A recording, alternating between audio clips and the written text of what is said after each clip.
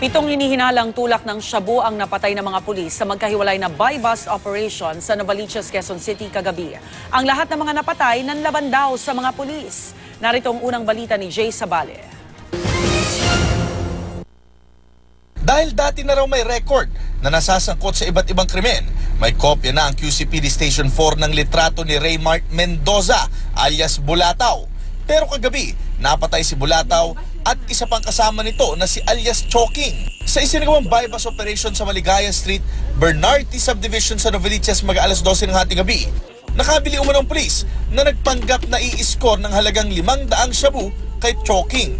Pero sumigaw daw si Bulataw na pulis ang umi-score. Kaya tumakbo ang mga sospek sa iskinita na nauwi sa barilan hanggang mapatay ang dalawa. Tinakbo pa sila sa ospital pero idineklarang patay bandang mag-aalauna ng madaling araw.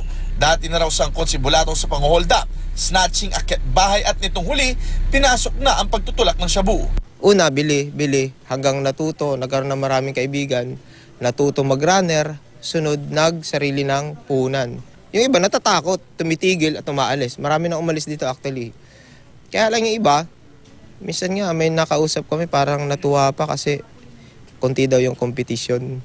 Nakuha raw sa mga suspect ang isang caliber 45, caliber 38 at di bababa sa 10 sachet ng pinaghihinalaang shabu. Bago nito, 5 hinihinalang tulak din ang napatay sa Barangay Gulod sa Novaliches pasado alas 7 ng gabi. Dead on arrival daw sa Novaliches District Hospital si alias Kuya Ryan at 4 na hindi pa nakikilalang suspect. Nanlaban umanong 5 sa isinagawang buy-bust operation sa lugar. Ito ang unang balita sa Quezon City. Jay Sabale reporting.